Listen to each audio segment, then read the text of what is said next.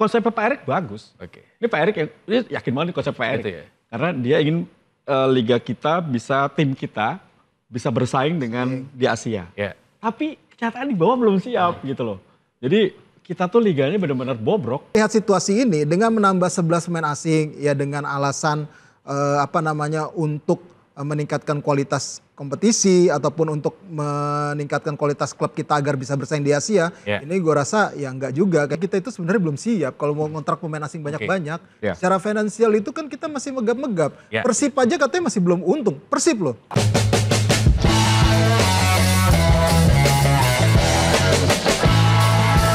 Kita akan lihat juga kemarin ada wacana Liga 1 menggunakan kuota 11 pemain asing. Waduh, ini disampaikan ketika konvers ya.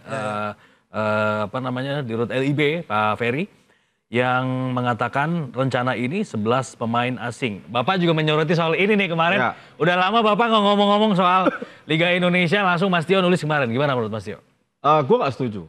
Karena menurut gue liga kita yang berjalan dengan 8 pemain asing saat ini saja menimbulkan banyak masalah.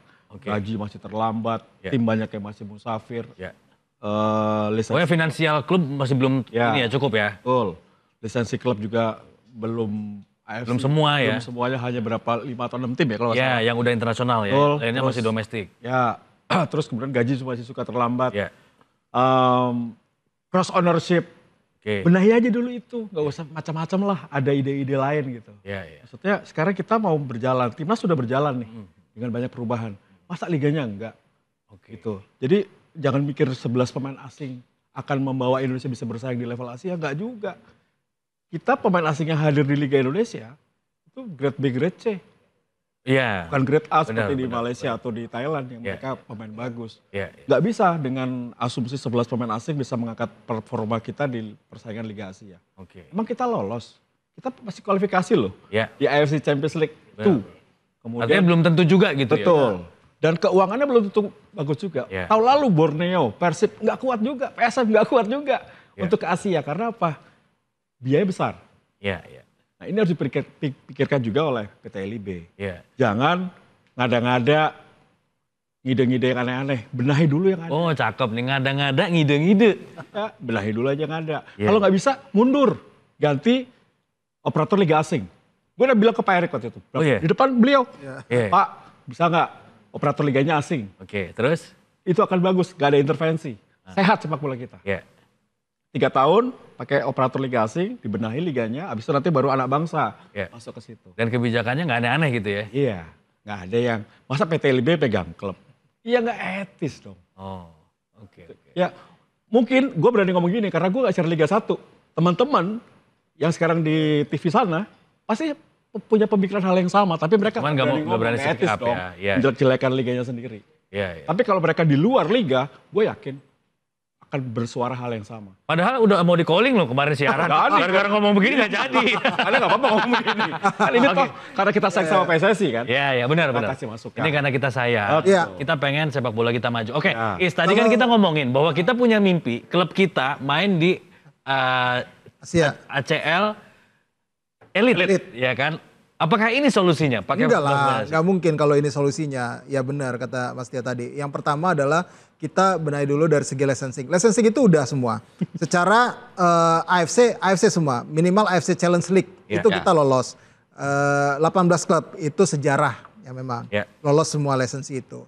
Sudah terpenuhi lah aspek itu. Tapi pada implementasinya adalah ketika kompetisi berjalan, banyak nih klub-klub yang agak sedikit kolaps, malah bisa dibilang agak kolaps ya di tengah jalan. Nah ini kan menjadi sorotan juga. Ada kolab dari Bulgaria. Jauh amat. Tapi yang pasti kalau melihat situasi ini dengan menambah 11 pemain asing ya dengan alasan untuk meningkatkan kualitas kompetisi ataupun untuk meningkatkan kualitas klub kita agar bisa bersaing di Asia, ini gue rasa ya enggak juga kayak gitu. Kalau misalkan kualitas pemain asingnya cuma 6 tapi berkualitas, ya tetap akan bisa bersaing kok. Kemarin aja Madura United masih tetap bisa bersaing sampai semifinal gitu loh di AFC Challenge League. Kita siaran ya? Iya benar. Makanya, Jadi sebenarnya kalau nambah pemain asing ini sebenarnya bukan sebuah solusi juga gitu. Walaupun memang katanya pasar bebas di Asia juga tidak dibatasi pemain asing. Menurut regulasi di AJL juga. Menurut gua di Indonesia itu klub-klub itu juga belum siap juga, belum siap benar. Kalaupun harus belum siapnya gimana, Is? Gini ya, secara finansial lah terutama gitu. Yang dasarnya aja klub-klub kita itu masih ibaratnya megap-megap. Ini yang menjadi masalah. Kalau ditambah 11 pemain asing lagi, oke, misalkan ini nggak diwajibin kok gitu kan. Ya lo mau punya pemain asing silakan, mau nggak silakan. Klub-klub kan pada gengsi kalau klub Indonesia. Benar-benar. Iya kan? Wah, regulasinya yang ini ada, pasti dipaksain. Iya, pasti dipaksain. Mau yang dari antah berantah mana, Toto ntar masuk. Yang penting asing. Wah, bagus tampilnya Toto dia jadi level grade A di kita. Padahal dari kompetisi mana nggak tahu tuh. Didapetinnya gitu. Kan banyak sering terjadi di kita ya. Nah, itu yang sebenarnya kalaupun itu nanti diterapkan, ya harus verifikasinya harus jelas. Harus benar-benar standarnya jangan sampai standar ganda ya. Benar-benar memang grade-nya bagus. Karena ini kaitannya untuk meningkatkan kualitas pemain lokal kita. Sudah jatahnya dia mungkin agak terpotong si pemain lokal. Dia juga nggak bisa menyerap ilmu dari pemain asing yang datang. Kan itu jadi malah masalahnya jadi double gitu untuk sepak bola kita. Jangan sampai itu terjadi. Gitu. Nah, mungkin solusinya ada nih, ada solusinya juga. Kalau mau 11 pemain asing boleh, ya. Tapi ketika nanti main di Liga Indonesia, jangan 11-11-nya boleh main. Kalau main di Asia baru bisa gitu. Ya, itu memang sih katanya ada pembatasan nanti yang masuk DSP mungkin 8 gitu. Tapi kan seperti kata Rais bilang, belum tentu semuanya mampu. Kalaupun mampu pemain abal-abal nih, pemain asing. Tapi kualitasnya jauh di bawah pemain kita. Kenapa gue bilang tadi untuk Liga Indonesia 6 aja cukup di line up. Biar ada kesempatan pemain lokal juga dong. Betul. Mimpi anak-anak SSB di antara orang tuanya ingin jadi pemain nasional. Itu jangan diputus. Benar. Pengen jadi pemain profesional, main di klub, pemain inti, dan bahkan main di timnas. Ya, ini jangan sampai diputus mimpi-mimpi anak Indonesia ini. Oke. Tadi ada usulan menarik, tadi Mas Tio bilang bahwa kenapa nggak ini pakai operatornya asing. Kalau menurut lu gimana?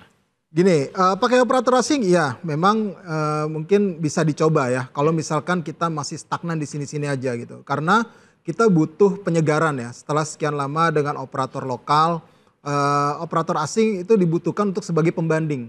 Karena kalau kita tidak mencoba itu, ya akan sulit kita mencari pembandingan. Kalau hitungannya cuma sekedar naik pendapatannya klub itu cuma sekedar misalnya setiap tahun ya 50M gitu. Ya itu nggak bagus juga buat kompetisi kita gitu. Ya kan kalau misalnya operator asing ditargetin misalnya setiap klub nanti dapat musim depan minimal dapat 100M misalnya. Ini kan akan lebih bagus, secara industri akan lebih hidup di kita dan secara kualitas pemain yang bisa didatangkan sama klub-klub itu juga lebih baik. Gitu. Dan selain itu operator asing juga mungkin bisa membenahi tanpa ada intervensi tadi, benar. Walaupun memang secara share ya mungkin akan ada juga nanti ada intervensi yang harus dilakukan oleh PSSI ya untuk regulasi segala macam gitu loh. Yang pasti memang operator asing ini perlu dicoba. Perlu dicoba agar bisa menjadi pembanding gitu loh. Untuk kita melihat mana yang lebih bagus. Itu sih. Karena gue yakin banget nih. Ada orang bersuara di akhir kompetisi. Adanya mafia pengaturan skor dari Bang Andre Semen Padang, dari Bang Ian PSBS. Itu nggak mungkin mereka keluar kalau nggak ada bukti. Ya kan, nggak ada penyebabnya. Jadi ini harus juga harus dipikirkan oleh PSSI. Kenapa? Karena mungkin ada intervensi-intervensi itu. Apalagi di akhir liga, semua tim ingin bertahan.